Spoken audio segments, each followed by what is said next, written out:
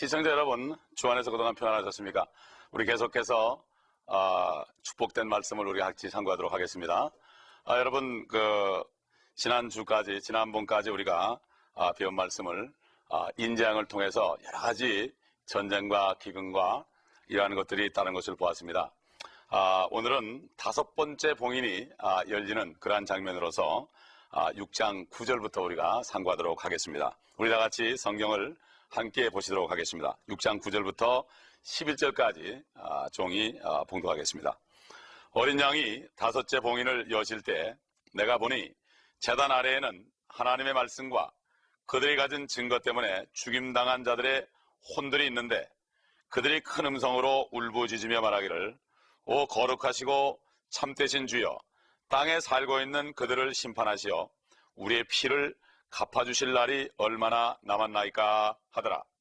그러자 그들 각자에게 긴 옷을 주시면서 그들의 동료 종과 형제도 그들처럼 죽임을 당하여 그 수가 가득 채워질 때까지 잠시만 더 쉬라고 말씀하시더라.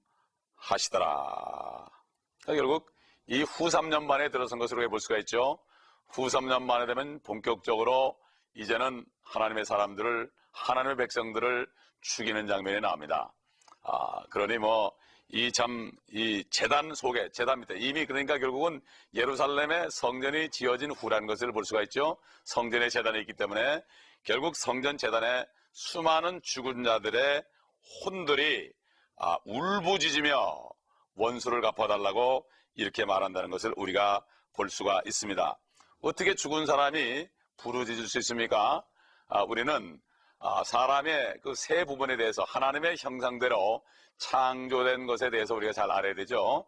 지난번에도 잠깐 말씀드렸지만은 하나님께서 사람을 지으실 때 흙으로 빚어서 몸을 만드시고 그 다음에 코에다가 생명의 호흡을 불어넣으시니까 살아있는 혼이 됐다. Living soul. Living soul은 산영이 아니라 산혼이죠.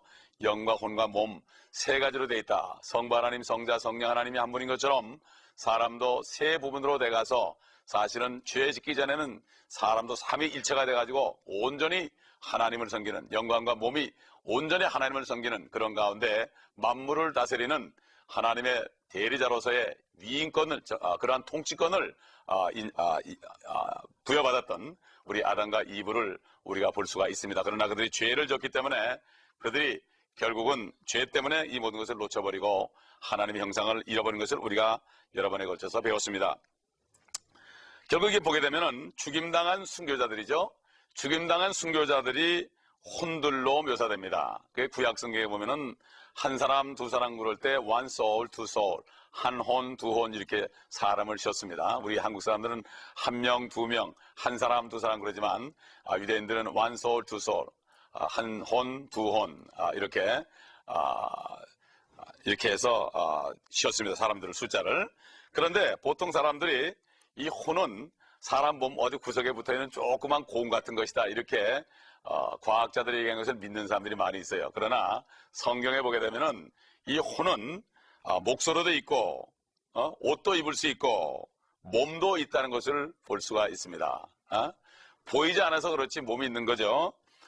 그래서 이 혼이라는 것은 인간의 지정의가 있는 것이죠. 마음이 있고 그런 것으로서 신체의 모습은 가지고 있습니다. 우리 사람의 모습은 그대로 가지고 있지만은 눈에 보이지 않는 영적인 몸을 얘기하는 것입니다. 그럼 어떻게 할 수 있는가? 성경을 보면 알 수가 있죠. 이 성경을 통해서 우리가 오늘 하나하나 공부하도록 하겠습니다. 그렇기 때문에 성도 안에 있는 주 예수 그리스도는 거룩한 영이다 이렇게 되어 있습니다. 사도 바울은 이렇게 얘기했죠. 갈라디아서 4장 19절에 보면은 너희 안에 그리스도가 형성될 때까지 내가 다시 산고를 치른다 이런 말씀이 있죠. 그래서 혼은 여러분 놀라지 마십시오. 혼은 팔도 있고 다리도 있고 눈도 있고 귀도 있고 목청도 있고 입도 있고 입술도 있고 이도 있고 혀도 있고 다 있습니다. 어떻게 합니까?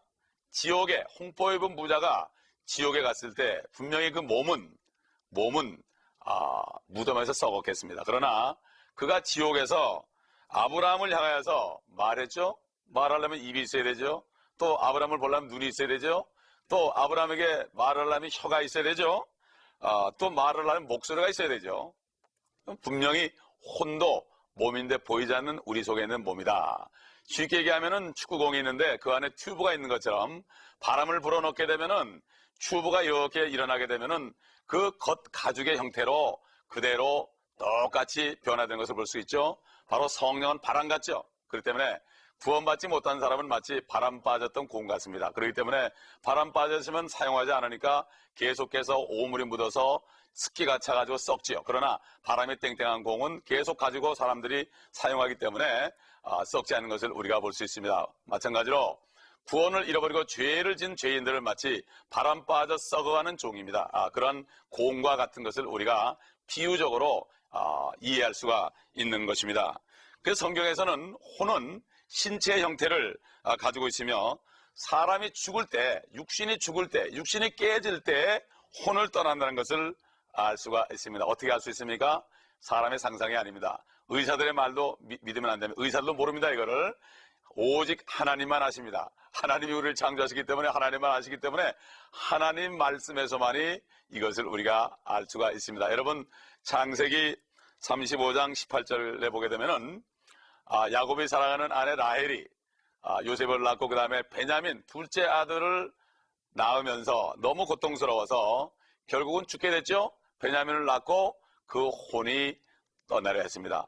혼이 떠나려는 직전에 베냐민을 낳았다고 성경은 분명히 증가하고 있습니다. 또 다른 데 보게 되면은 사도 바울이 디모데 후서 4장 16절 보게 되면은 나의 떠날 때가 이르렀도다. 분명히 사도 바울이 몸이 있는데 떠난다는 얘기입니다. 그러면 이 세상을 떠난다는 얘기 아닙니까? 결국 육신이 죽을 때가 가까웠다. 그는 이제 감옥에서 목이 잘려서 사형에 처할 날을 바라보면서 하신 말씀이죠. 목이 잘리면 사람이 죽는데 어떻게 떠납니까? 죽은 사람이. 자기 안에는 혼이 영과 함께 영혼이 떠날 것을 여기에 말하고 있고 바로 자기 혼을 가르쳐서 나라고 얘기했습니다. 바로 우리의 자아는 우리 몸이 아니라 우리 안에는 혼입니다. 육신이 아무리 미남미녀할지라도 속에 혼이 구원 못 받으시면 아무 소용이 없습니다. 그렇지 않습니까? 그렇기 때문에 사도 베드로전서 1장 9절에 우리의 구원의 결국은 너희 혼들의 구원이다. Salvation of your souls. 여러분의 혼들의 구원이라고 분명히 얘기했습니다. 여러분 한글 개혁성경에는 영혼의 구원이라고 되어 있지만은 여러분 영어로 찾아보시기 바랍니다. 분명히 Salvation of your souls 이렇게 되어 있습니다. 그러므로 잘못된 것들을 우리가 고쳐나가야 되겠습니다. 킹제임스 버전을 보게 되면 정확하게 번역이 되어 있습니다. 그리고 빌립보서 1장 23절에 보게 되면은 사도 바울이 또 이렇게 고백했습니다. 내가 떠나서 그리스도와 함께 있을 욕망을 갖는 것이 훨씬 좋다. 자기의 혼과 영이 떠나가지고 이제는 주님하고 있고 싶다. 육신 안에 있으니까 너무 괴롭다 이겁니다. 복음을 전하면 사람들이 핍박을 합니다. 그렇기 때문에 사도 바울만큼 핍박받은 사람이 있습니까? 사도 바울은 고백했습니다.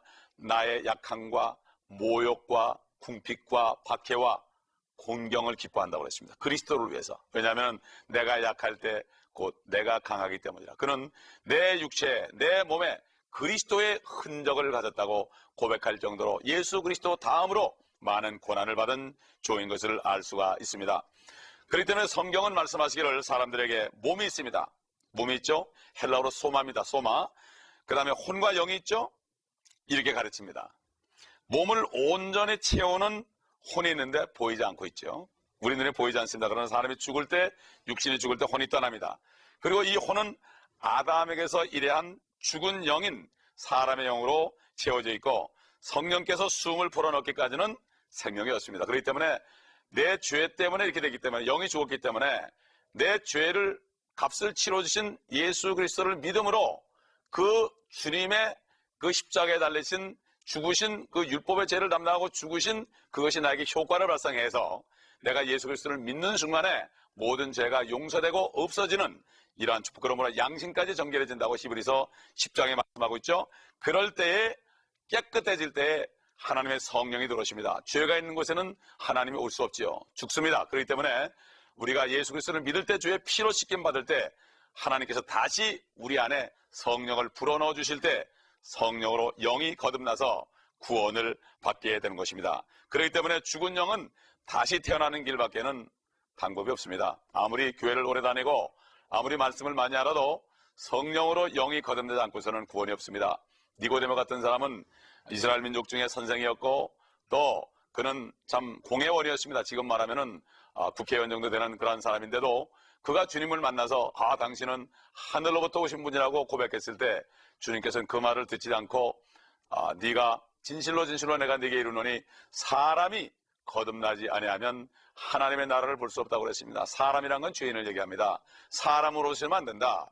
바로 하나님의 형상으로 다시 회복되어야 된다. 거듭나야 된다. 그러면서 육으로 난 것은 육이요 성령으로 난 것은 영이다.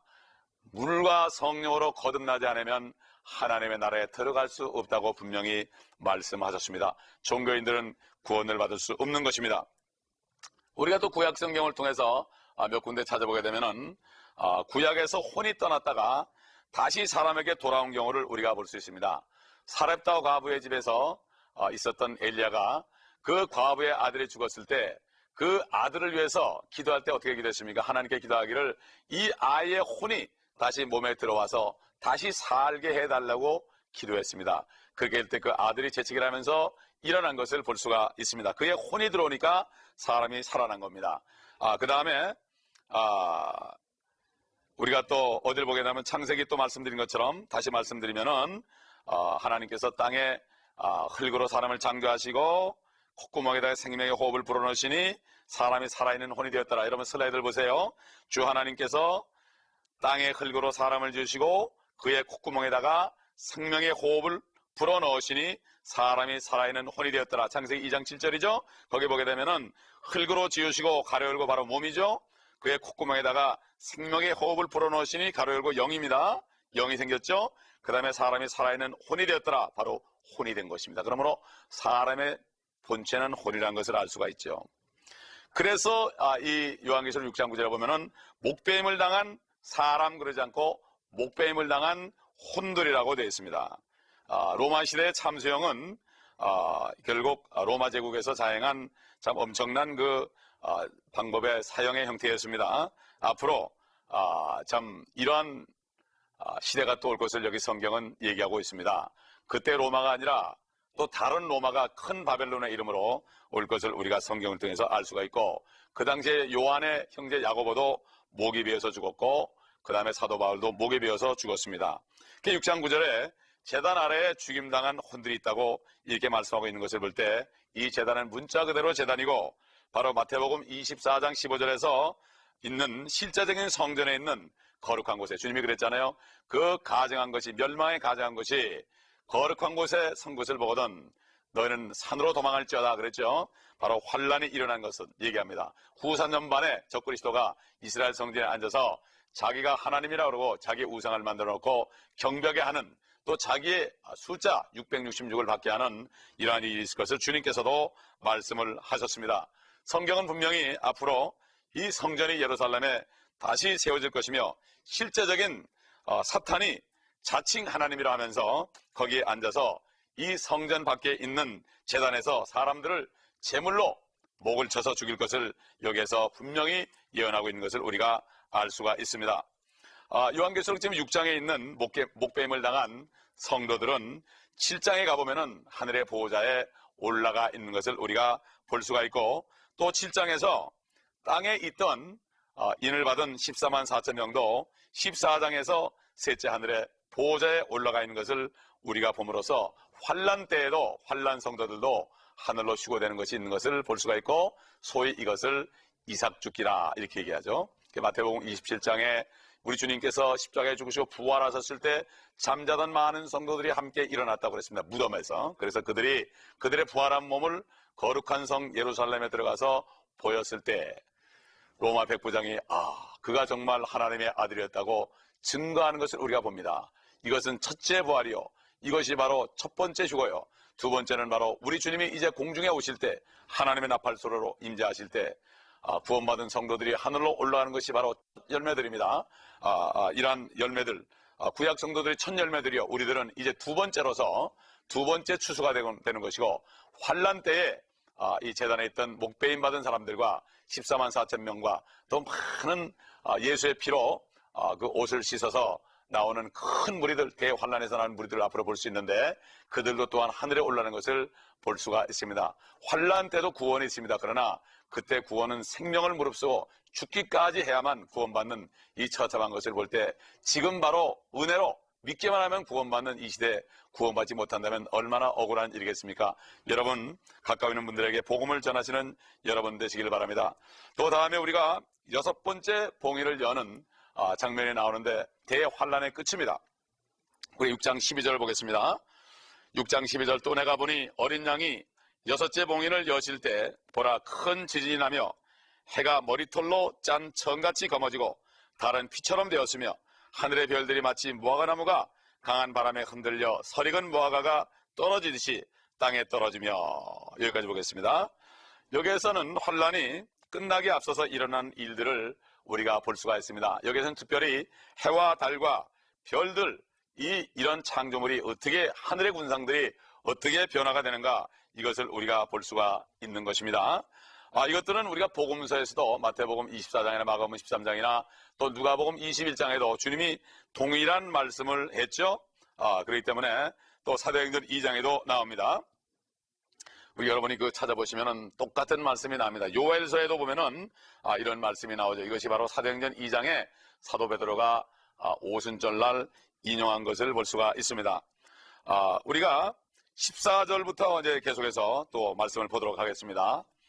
요한계시록 6장 14절부터 보겠습니다. 하늘은 두루마리처럼 말려서 쓸려가고 모든 산과 섬도 각기 제자리에서 옮겨졌으니 또 15절 땅의 왕들과 위대한 자들과 부자들과 대장들과 힘 있는 자들과 모든 종과 자유인이 각자 토굴과 산들의 바위 틈에 숨어서 산들과 바위들에게 말하기를 우리 위에 떨어져서 보호자에 앉으신 분의 얼굴과 어린 양의 진노에서 우리를 숨기라. 17절 보겠습니다. 이는 그분의 진노의 큰 날이 임하였으니 누가 살 수 있으리요 하더라.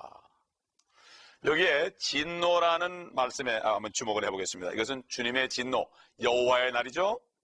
사도행전 2장에서 이스라엘에게 복음이 전파되고 이제 은혜 시대가 끝나게 되면은 성도들이 휴거된 다음에는 복음을 거부한 사람들, 즉 예수 그리스도 하나님이 이 땅에 사람으로 오셔서 모든 세상 사람들 그 죄를 위해서 십자가에 죽으시고 부활하신 사실 믿기만 하면은 멸망하지 않고 영원한 생명을 얻는 이러한 사실을 믿지 않는 사람들은 진노가 그들을 기다리고 있습니다. 주님의 재림일 때는 이 땅에는 모든 나라들도 믿지 않는 나라들도 유엔도 바티칸도 다 불이체 뽑혀버릴 것입니다. 6장 16절 보게 되면은 우리 위에 떨어지라 그럽니다. 우리 위에 떨어지라. 옛날 우리 주님이 이 땅에 오셨을 때는 예수님을 만날 때마다 사람들이 핍박을 하고 실문을 하고 심지어는 주님을 그 낭떠러지로 데려가서 떨어뜨려 죽이려고 그러기도 하고요. 얼마나 많은 핍박을 했습니까? 참 힘없는 어린 양, 축으로 오셨던 어린 양. 참 베드로는 이 사실을 알지 못하고 그리하지 마옵소서. 주님께서 선생님의 절대로 이런 일이 일어나지 않을 것이라고 그랬습니다. 그러나 주님께서는 분명히 말씀하시기를 인자가 이 땅에 죽으러 왔다고 말씀하셨고 내가 죽고 그 다음에 사흘 만에 살아날 것을 분명히 말씀하셨습니다.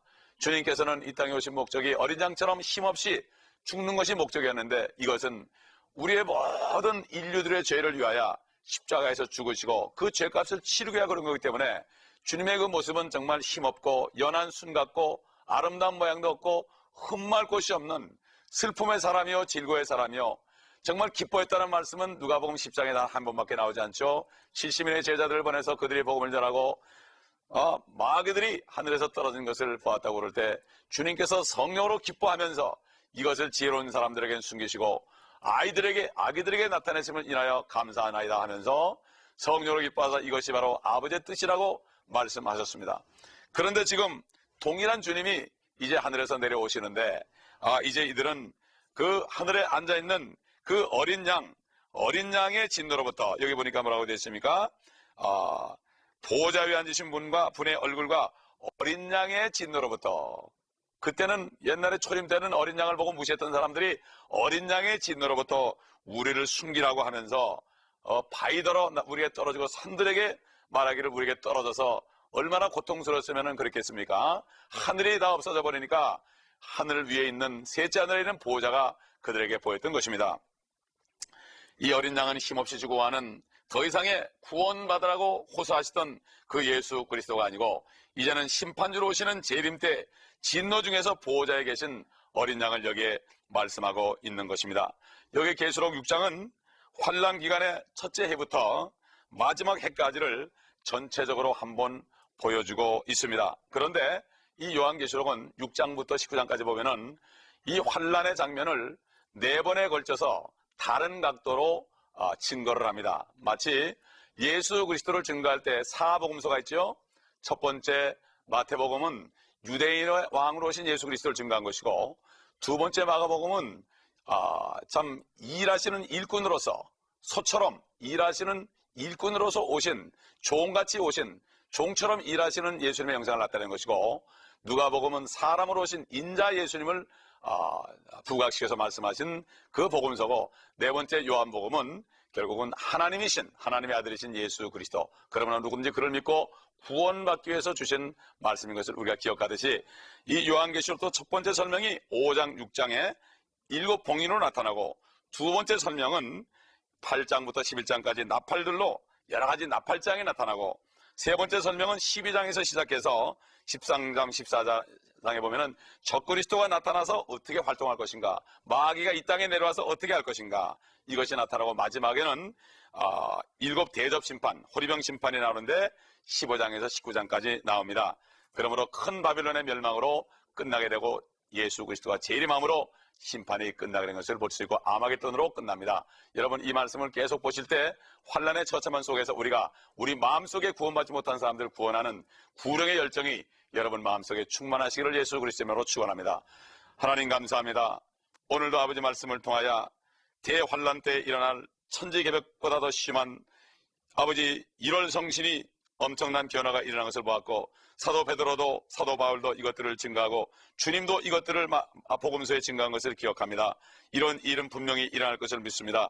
이것을 바라보면서 시청자들께서 더 아버지 마음속에 구원의 확신을 가지고 구원을 확인하고, 아직까지도 구원받지 못한 분들은 이 시간에 주 예수 그리스도를 영접함으로 구원받을 수 있도록 도와주시고, 구원받지 못한 많은 주에 있는 사람들을 구원에 이르게 하는 축복된 종들이 될 수 있도록 도와주시옵소서. 우리 주 예수 그리스도의 이름으로 감사하며 간청하며 기도합니다. 아멘.